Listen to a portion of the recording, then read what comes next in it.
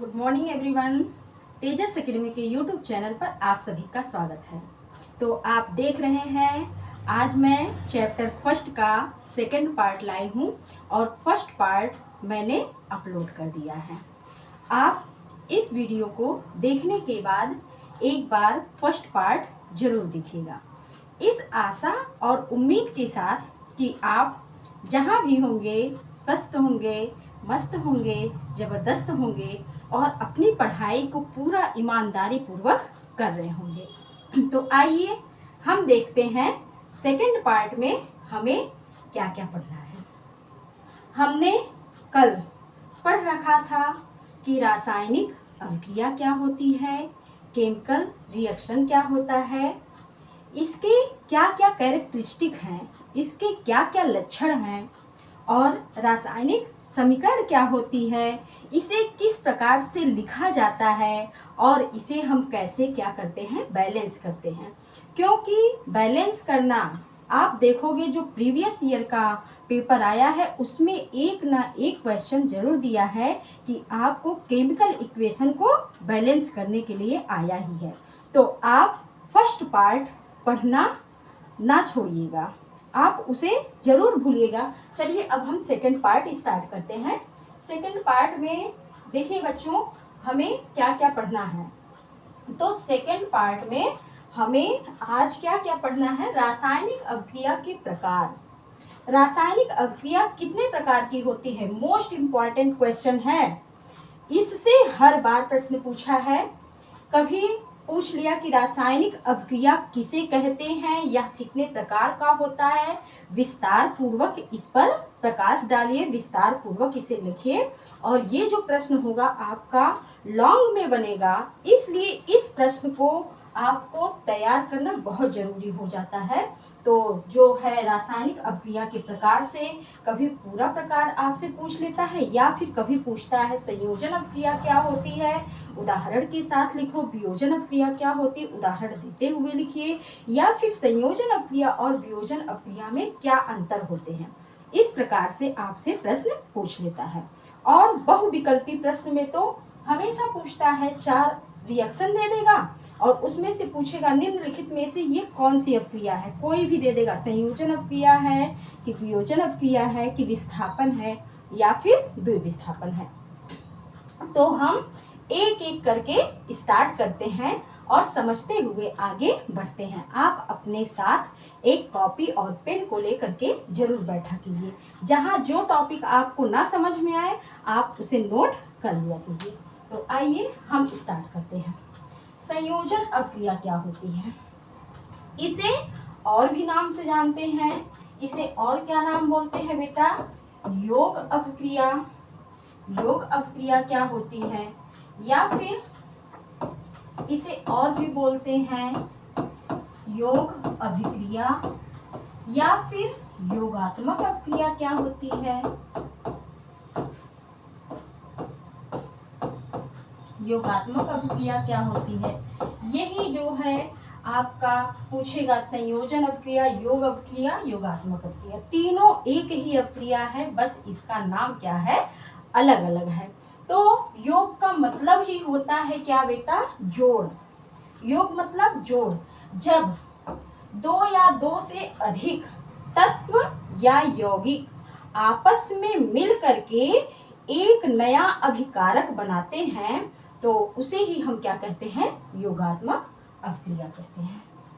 अब देखिए ए, यहाँ पर जो सिंगल होगा वो क्या होगा, आपका तत्व होगा, जो 2 होगा वो क्या होगा बेटा, यौगिक होगा। तो ए, बी और सी ये मिल करके क्या बनाएंगे, एक ही पदार्थ बना देंगे। इसी को हम क्या कहेंगे, योगात्मक अभिक्रिया कहेंगे। जैसे ये हो सकता है हमारा बना दे यहाँ पर डी, डी में पूरा आ जाएगा। अब आप देखोगे यहाँ पर, जैसे देखिए एग्जाम्पल में हम ले लेते हैं H2 प्लस O2, हाइड्रोजन है और क्या है, ऑक्सीजन है। जब हाइड्रोजन और ऑक्सीजन आपस में मिलते हैं तो क्या बनाते हैं, एक नया उत्पाद बनाते हैं और वो उत्पाद क्या बनता है, हमारा जल बनता है, H2O बनता है। अब इसे हम क्या करते हैं, बैलेंस कर लेते हैं। आपको फर्स्ट पार्ट में बैलेंस किस प्रकार से किया जाता है उसे बताया गया है, आप वहाँ से भी देख लीजिएगा और इसे भी मैं बता रही हूँ। तो सबसे पहले हम देखेंगे ये क्या है, आगे एरो से पहले क्या होता है, अभिकारक होता है। जो एरो के बाद हमारा नया पदार्थ बनता है वो क्या होता है, उत्पाद होता है। तो अभिकारक में हाइड्रोजन के परमाणुओं की संख्या कितनी है, 2 दिया है, जबकि उत्पाद में भी हाइड्रोजन के परमाणुओं की संख्या कितनी है, 2 है। तो हाइड्रोजन के तो परमाणुओं की संख्या यहाँ पर बैलेंस है। अब आइए ऑक्सीजन के परमाणुओं की संख्या देखते हैं। उत्पाद में, अभिकारक में जो है ऑक्सीजन के परमाणुओं की संख्या 2 है, जबकि उत्पाद में ऑक्सीजन के परमाणुओं की संख्या कितनी है, बस 1 है। तो इसके आगे हम क्या करेंगे, 2 लगा देंगे। अब आप देख रहे हो ऑक्सीजन के परमाणुओं की संख्या तो बैलेंस हो गई है, लेकिन हाइड्रोजन के परमाणुओं की संख्या क्या हो गई है, फिर से डिसबैलेंस हो गई है। अब इसे भी हम बैलेंस कर लेते हैं। तो यहाँ हाइड्रोजन के परमाणुओं की संख्या कितनी है, 4 है, और इसमें भी हम आगे क्या लगा देंगे, 2। अब हमारा क्या हो गया, अभिकारक और उत्पाद दोनों के परमाणुओं की संख्या क्या हो गई है, बराबर हो गई है। यही हमारा क्या है, संयोजन अभिक्रिया है। तो इसे आइए हम अच्छे से परिभाषा के रूप में लिख लेते हैं। जब 2 या 2 से अधिक तत्व या यौगिक मिल करके एक नया उत्पाद बनाते हैं तो ऐसी अभिक्रिया को हम क्या कहते हैं, संयोजन अभिक्रिया कहते हैं। आपको ये समझ में आ गया है तो वीडियो को लाइक करना ना भूलें। आइए फिर हम आगे चलते हैं। नेक्स्ट हमारा क्या है, अगला है हमारा ऊष्माक्षेपी रासायनिक अभिक्रिया। ऊष्माक्षेपी रासायनिक अभिक्रिया क्या होती है, तो एक ऐसी अभिक्रिया जिसमें उत्पाद के निर्माण के साथ साथ क्या हो, ऊष्मा भी निकलती हो, उसी को हम क्या कहते हैं, ऊष्माक्षेपी अभिक्रिया कहते हैं। जैसे हम देखते हैं लकड़ी को जब हम जलाते हैं तो लकड़ी तो जलती ही है, उसके साथ हमें क्या निकलता है, ऊष्मा निकलती है। हम देखते हैं कि ऊष्मा निकलती है। और हम क्या करते हैं, जब गैस चूल्हे को जलाते हैं तो इसमें एलपीजी जो गैस होती है वो जलती है और उसके साथ हमें क्या मिलता है, ऊष्मा निकलता है।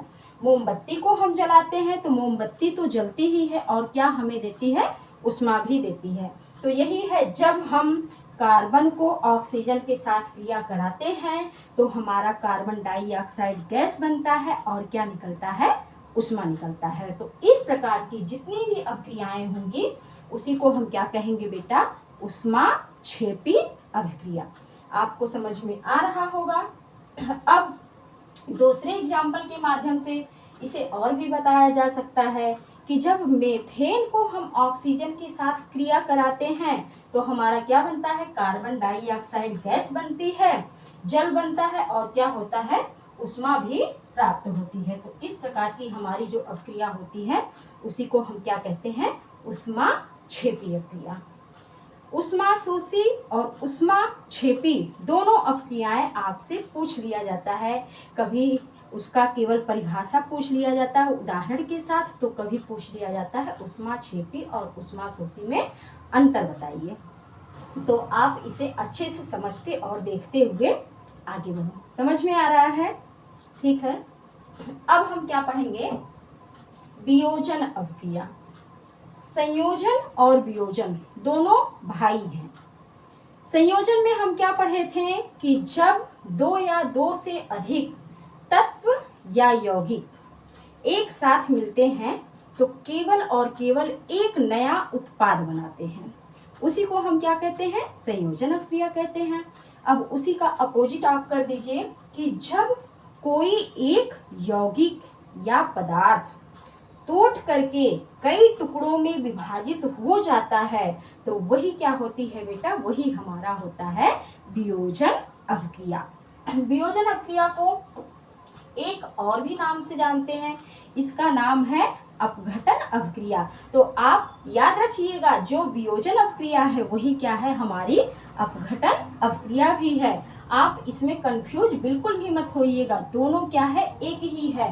तो वियोजन अभिक्रिया भी अब आपको समझ में आ गया होगा। आइए इसे एग्जाम्पल के माध्यम से हम क्या करते हैं, समझते हैं। मान लीजिए ये क्या हम लेते हैं, जल लेते हैं। जल है, जल एक यौगिक है। अब देखिए ये किन किन तत्वों से मिलकर के बना है, वही आप अलग अलग कर दीजिए, आपका हो गया क्या, वियोजन का एग्जाम्पल। तो जल बना होगा, इसमें क्या रहा होगा, हाइड्रोजन मिलेगा और क्या मिलेगा, ऑक्सीजन मिलेगा। तो हमें इसे कभी भी सिंगल में नहीं रखते हैं, ये क्या होता है, ये अणु होता है। तो आप देख रहे हो जल में H के परमाणुओं की संख्या कितनी है, 2 है, जबकि जो हमारा नया पदार्थ उत्पाद बना है उसमें हाइड्रोजन के परमाणुओं की संख्या कितनी है, इसमें भी 2 है। हाइड्रोजन के परमाणुओं की संख्या आपस में बराबर है अभिकारक और उत्पाद में। अब देखते हैं हम ऑक्सीजन के परमाणुओं की संख्या कितनी है दोनों में। आप देख रहे हो कि ये अभिकारक है, अभिकारक में ऑक्सीजन के परमाणुओं की संख्या कितनी है, 1 है, जबकि जो हमारा नया उत्पाद बना है उसमें ऑक्सीजन के परमाणुओं की संख्या कितनी है, 2 है। तो इसे हम क्या कर देंगे, बैलेंस कर देंगे। तो यहाँ जब हम 2 लगाते हैं तो हमारा हाइड्रोजन जो होता है वो डिसबैलेंस हो जाता है। अब हम हाइड्रोजन को भी बैलेंस कर लेते हैं। तो आप देख रहे हो हमारे अभिकारक में हाइड्रोजन के परमाणुओं की संख्या कितनी हो गई है, 4 हो गया है। उत्पाद में भी आगे हम क्या कर लगा देंगे, 2 लगा देंगे। इस प्रकार से हमारा क्या हो जाता है, वियोजन अभिक्रिया यहीं पर कंप्लीट हो जाती है। आप आइए इसे एक और एग्जाम्पल के माध्यम से समझ लेते हैं। बेटा आप जानते होंगे कैल्शियम कार्बोनेट का फार्मूला। कैल्शियम कार्बोनेट का फार्मूला क्या होता है, CaCO3, और इसे हम क्या कहते हैं, संगमरमर कहते हैं। जब इसे हम ताप देते हैं तो ताप की उपस्थिति में ये क्या होता है, ये बनाता है कैल्शियम ऑक्साइड बनाता है, जिसे हम क्या कहते हैं, कली चूना भी कहते हैं। और क्या निकलता है, कार्बन डाइऑक्साइड गैस निकलती है। तो जब कोई एक पदार्थ टूट करके कई टुकड़ों में विभाजित हो जाता है उसी को हम क्या कहते हैं, वियोजन अभिक्रिया। समझ में आ रहा है, समझ में आ रहा है तो आप वीडियो को लाइक करना ना भूलें। अब हम चलते हैं नेक्स्ट पॉइंट पर, और अगला पॉइंट हमारा क्या है बेटा, अगला है उष्मा शोषी अभिक्रिया। उष्मा शोषी अभिक्रिया क्या होती है, उष्माक्षेपी। अगर आप उष्माक्षेपी अभिक्रिया को पढ़े हो तो आपको उष्मा शोषी अभिक्रिया आसानी से समझ में आ जाएगी। जैसे हम पढ़े थे कि उष्माक्षेपी अभिक्रिया में क्या होती है कि एक नया पदार्थ तो बनता ही है, उसके साथ साथ जो होता है उष्मा निकलती है।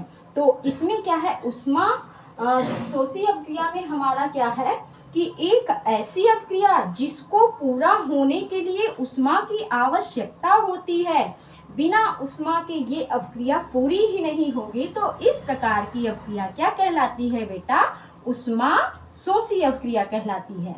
आइए अब हम इसे एग्जाम्पल के माध्यम से समझते हैं।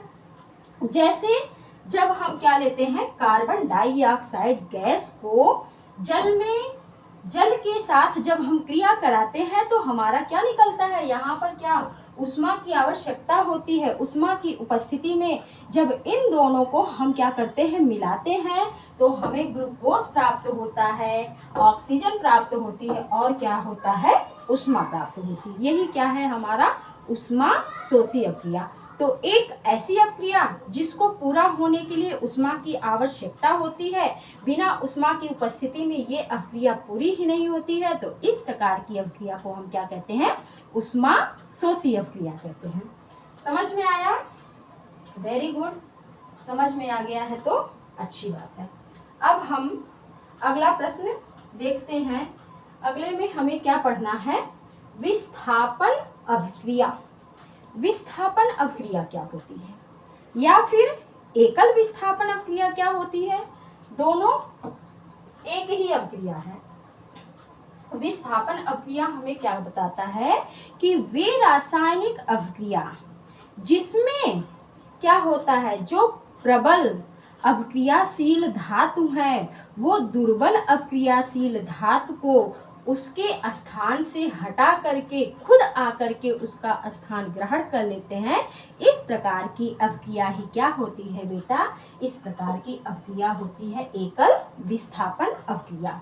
अब इसे हम क्या करेंगे? एग्जाम्पल के माध्यम से समझेंगे। जब हम क्या लेते हैं? आयरन लेते हैं। आयरन को हम क्या करते हैं? कॉपर सल्फेट के साथ जब क्रिया कराते हैं बेटा, तो हमारा क्या होता है? कॉपर जो होता है वो मजबूत है, वो प्रबल है, और जो आयरन है वो प्रबल है, कॉपर क्या है? दुर्बल है। जो दुर्बल है उसी को क्या करता है? आयरन हटा देता है और आ करके उसका स्थान क्या करता है? ग्रहण कर लेता है। तो ये क्या बना लेता है? Iron sulphate. और क्या बनता है? कॉपर को क्या करता है? विस्थापित कर देता है, कॉपर को उसके स्थान से हटा देता है। इसे आप इस प्रकार से भी कर सकते हो, A प्लस बी और सी। मान लो A क्या है? कोई तत्व है, वो प्रबल होगा, और B और C इसमें क्या होंगे? दो पदार्थ होंगे। तो A जो होगा वो B को हटा करके उसका स्थान ग्रहण कर लेगा, तो B पहले से विस्थापित कर देगा और आ करके इसके साथ क्या कर लेगा? क्रिया कर लेगा। यही हमारा क्या है? यही हमारा है एकल विस्थापन अपक्रिया है। तो एकल विस्थापन अपक्रिया अब आपको समझ में आ गया होगा। अब हम चलते हैं नेक्स्ट पॉइंट पर। ये हमारा क्या है? ऊष्माशोषी अपक्रिया है। ऊष्माशोषी अपक्रिया हम लोग पढ़ चुके हैं। अब अगला पॉइंट है, एकल विस्थापन भी हो गया है। अब हम पढ़ेंगे द्विविस्थापन अपक्रिया। द्विविस्थापन अपक्रिया क्या होती है? इसमें क्या होते हैं कि जिस रासायनिक अपक्रिया में दो यौगिक जो होते हैं, दोनों यौगिक के आयन जो होते हैं आपस में अदला बदली कर लेते हैं, तो इस प्रकार की अपक्रिया ही हमारी क्या होती है? द्विविस्थापन अपक्रिया होती है। अब हम द्विविस्थापन अपक्रिया को क्या करेंगे? एग्जाम्पल के माध्यम से हम इसे समझने की कोशिश करेंगे। जैसे हम क्या लेते हैं? A और B, C और D, ये दोनों क्या है? यौगिक है। पहला जो होगा वो प्लस आयन में टूटेगा और दूसरा जो होता है वो किस में टूटता है? माइनस में। इसी तरह से C भी प्लस में टूटेगा और D किस में होगा? माइनस में होगा। तो आप याद रखो, एक प्लस जो होगा वो हमेशा ऋण माइनस के ही साथ क्रिया करेगा, धनात्मक जो होगा वो हमेशा ऋणात्मक आयन के ही साथ क्रिया करेगा। तो ये प्लस वाला जा करके D के साथ क्रिया करेगा, बना लेगा AD, और AD बनने के बाद हमारा जो C होगा वो किसके साथ क्रिया करेगा? B के साथ। तो इस प्रकार से जो भी होगा आप देखोगे वहां पर क्या होगा? द्विविस्थापन अपक्रिया होगा। आइए इसे हम एग्जाम्पल के माध्यम से समझते हैं। जब हम क्या लेते हैं? सिल्वर नाइट्रेट का विलयन लेते हैं, और सिल्वर नाइट्रेट के विलयन में जब सोडियम क्लोराइड के साथ क्रिया कराते हैं तो सबसे पहले दोनों अपने अपने आयनों में टूट जाते हैं। एक प्लस बना लेगा सिल्वर, और नाइट्रेट किस में टूटेगा? माइनस में। इसी तरह से सोडियम प्लस में टूटेगा और क्लोरीन माइनस आयन में टूटेगा। तो जो Ag है वो किसके साथ क्रिया करेगा? Cl के साथ। तो बना लेगा सिल्वर क्लोराइड, AgCl बन जाएगा। अब AgCl जब ये बन गया है तो दूसरा हमारे पास क्या बचा है? दूसरा हमारे पास बचा है सोडियम नाइट्रेट बना है। अब हम क्या प्राप्त हो जाएगा? हमें सोडियम नाइट्रेट। तो आप याद कर लेना, जब दो या दो से अधिक तत्व जो होते हैं आपस में आयनों के साथ अदला बदली कर लेते हैं, तो इस प्रकार से जो अपक्रिया की निर्माण होती है उसी को हम क्या कहते हैं बेटा? उसी को हम कहते हैं द्विविस्थापन अपक्रिया कहते हैं।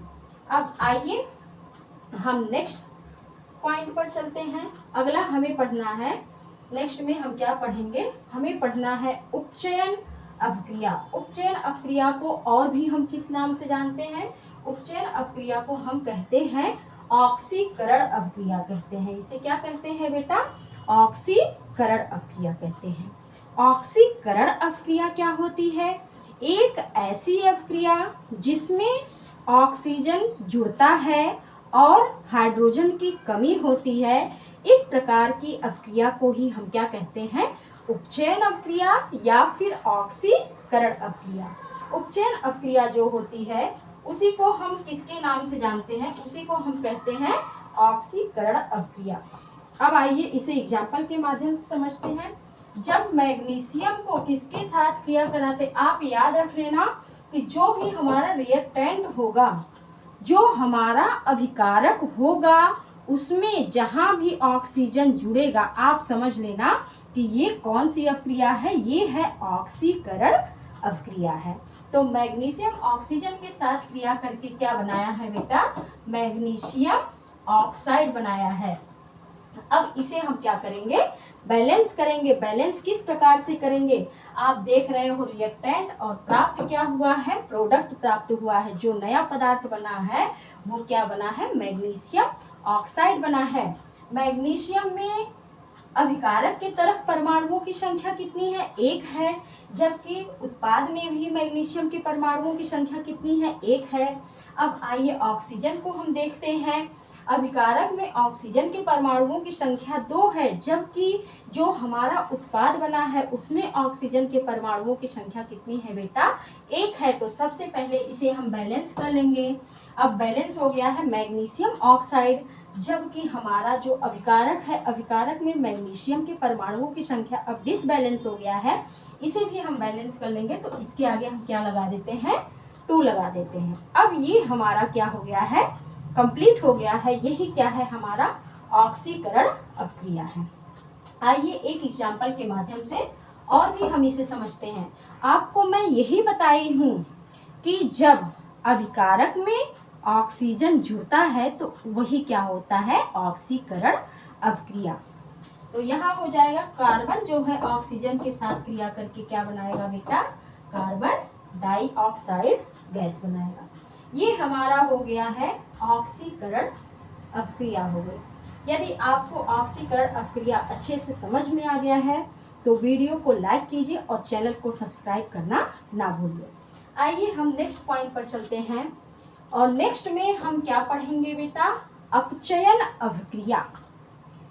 अपचयन अपक्रिया क्या होती है, तो अपचयन जैसे आप पढ़े हो ऑक्सीकरण अपक्रिया, ऑक्सीकरण अपक्रिया में आप पढ़े हो कि वहां पर ऑक्सीजन जुड़ता है, तो यहाँ पर क्या होगा, हाइड्रोजन जुड़ेगा। अपचयन में हाइड्रोजन जुड़ेगा और ऑक्सीजन निकलेगा बाहर।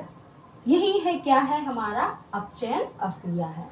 तो एक ऐसी अपक्रिया जिसमें ऑक्सीजन जो होता है, ऑक्सीजन की कमी होती है, जिसमें क्या होता है, ऑक्सीजन की कमी होती है और हाइड्रोजन जुड़ता है, वही हमारा क्या है, अपचयन अपक्रिया है। आइए इसे एग्जाम्पल के माध्यम से हम समझते हैं। जब कैल्शियम ऑक्साइड को जल के साथ हम क्या करते हैं, क्रिया कराते हैं, तो हमारा क्या बनाएगा, हमारा H2O प्राप्त होगा और क्या निकलेगा, कॉपर। तो यही हमारा प्राप्त हो गया है, कॉपर बनेगा और H2O। जरूरी नहीं है बेटा कि सबसे पहले हमें कॉपर ही लिखना है फिर H2O लिखना है, आप दोनों लिख सकते हो। जो भी आपको समझ में आए कि इससे क्या बनेगा, सबसे पहले आप उसी को लिखो, तो आपको बैलेंस करने में भी और इक्वेशन को खुद से लिखने में बहुत आसानी होती है। जैसे मैं इसे और भी एग्जाम्पल के माध्यम से समझा सकती हूँ। 2 3 कितना होता है बेटा, 5 होता है। 2 और 3 कितना होता है, 5 होता है। और 3 और 2 कोई पूछ लिया तब कितना होगा, तो भी क्या होगा, 5 होगा। तो बात यही है कि आप पहले जल लिखो या फिर पहले कॉपर लिखो, कोई फर्क इससे नहीं पड़ता है।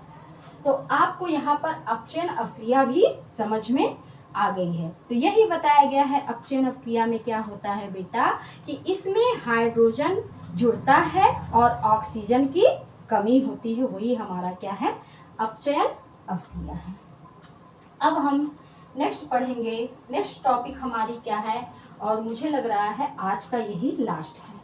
ये है हमारा रेडॉक्स अपक्रिया। रेडॉक्स अपक्रिया क्या होती है, इसको और भी अपक्रिया के नाम से जानते हैं। इसे हम बोल सकते हैं उपचयन अपचयन अपक्रिया। इसका दूसरा नाम है उपचयन अपचयन अपक्रिया क्या होती है, या फिर इसी को और भी हम बोल सकते हैं ऑक्सीकरण अपचयन अपक्रिया क्या होती है? ऑक्सीकरण और अपचयन अभिक्रिया क्या होती है? तो इसे हम क्या करेंगे, दो नामों से जानते हैं। इंग्लिश में इसका नाम होता है रेडॉक्स रिएक्शन जो होती है, रेडॉक्स अपक्रिया होती है, जबकि हिंदी में इसी को बोलते हैं ऑक्सीकरण अपचयन अपक्रिया या फिर उपचयन अपचयन अपक्रिया। कुछ टाइम पहले आप पढ़े हो कि ऑक्सीकरण अपक्रिया क्या होती है, तो इसमें यही बताया है कि ऑक्सीजन का जुड़ना और हाइड्रोजन की कमी, वही हमारा क्या होता है, ऑक्सीकरण अपक्रिया होती है। और अपचयन में क्या बताया गया है, अपचयन में अभी को आप सीखे हो कि जिसमें हाइड्रोजन जुड़ता है और ऑक्सीजन निकलता है, वही हमारा क्या होता है, अपचयन अपक्रिया होता है। तो रेडॉक्स अपक्रिया क्या होती है? रेडॉक्स अपक्रिया एक ऐसी अपक्रिया होती है जिसमें ऑक्सीकरण और अपचयन दोनों की क्रियाएं साथ साथ चलती है, उसी को हम क्या कहते हैं, ऑक्सीकरण अपचयन अपक्रिया या फिर रेडॉक्स अपक्रिया। तो इसीलिए इसका नाम पड़ा है कि उपचयन अपचयन अपक्रिया। अब इसे हम एग्जाम्पल के माध्यम से समझते हैं। एग्जाम्पल में हमारा क्या है, जिंक है और है कॉपर सल्फेट। तो हमारा क्या बनेगा, ये जो जिंक है बना लेगा जिंक सल्फेट और क्या बनाएगा, कॉपर। कहने का मतलब क्या है कि जिंक जो है, आप देखते हो जो SO4 होता है, जिंक पर हमेशा 2+ आयन होता है। SO4 के प्लेस पर हम क्या लिखते हैं, 2+ आयन। तो जिंक से हमारा क्या बना है, 2+ आयन बना है, और कॉपर 2+ था, तो यहाँ से हमारे पास क्या बना है, Cu बना है। अब इसी को हम क्या करेंगे बेटा, बैलेंस करेंगे।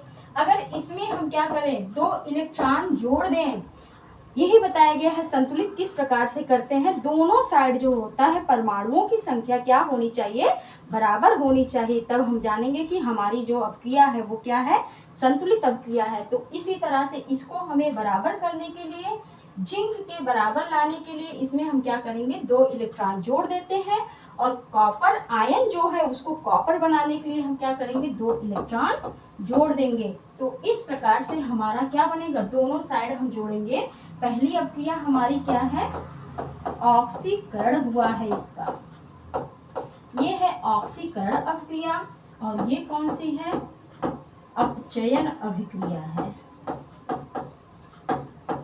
ये है अपचयन अपक्रिया। अब दोनों साइड हम क्या करेंगे, जोड़ देंगे, तो हमारा बनेगा क्या, Zn plus Cu 2++2 electron arrow, Zn2++2 electron plus Cu। अब 2 इलेक्ट्रॉन से 2 इलेक्ट्रॉन क्या हो जाएगा बेटा, हमारा कैंसिल हो जाएगा, हमारा बचेगा क्या, Zn plus Cu2+ arrow Zn2++ Cu।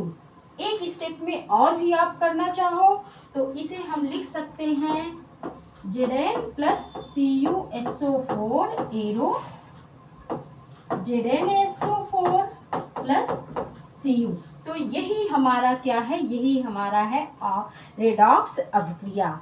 आपको इतना लिखने की आवश्यकता नहीं है, आप इससे डरो मत, बिल्कुल भी आपको कुछ भी नहीं करना है कि आप देख रहे हो मैम आपको इतना बड़ा बता दी, ये तो दिमाग से बाहर जा रहा है, तो ऐसा कुछ भी नहीं करना है आपको। बस आपको इसकी डिफिनीशन लर्न करनी है और एक एग्जाम्पल, ये तो मैं आपको समझाने के लिए बताई हूँ। और जैसे ही आप क्लास 11th में जाओगे ये चैप्टर फिर से आपसे मिलेगा, उसका नाम ही होगा ऑक्सीकरण अपचयन अभिक्रिया। तो आपको इसलिए थोड़ा सा पहले बता दी, आप जानते रहो, आगे फिर से इनसे आपकी मुलाकात होगी, तो आप डरो मत, क्योंकि ये फिर से आगे आपसे मिलने वाला है। इसलिए धैर्य के साथ ईमानदारी पूर्वक अच्छे से पढ़ते और समझते चलो। बस आपको रेडॉक्स अपक्रिया में क्या लिखना पड़ेगा कि ऐसी अपक्रिया जिसमें ऑक्सीकरण और अपचयन दोनों की क्रियाएं साथ साथ होती है, वही क्या होता है, रेडॉक्स अपक्रिया होती है। और एक एग्जाम्पल आप किसी तरह से याद कर लेना, बस इतना ही आपको करना है। तो ये टॉपिक आपको समझ में आ गया होगा। तो एक बार जाते जाते मैं आपसे यही कहूँगी कि आप हमारा साथ दो, हम आपका साथ देते हैं। लेकिन याद रखो, जब तक आप अपना साथ नहीं दे पाओगे तब तक हम भी आपका साथ नहीं दे पाएंगे। तो हम बस आपके बीच में आए हैं आपका मार्ग थोड़ा सा आसान बनाने के लिए, बाकी मेहनत तो आपको ही करना है। इसलिए पूरे ईमानदारी पूर्वक आप अपना काम करते रहो, बढ़ते रहो और आगे सफल होते रहो। धन्यवाद।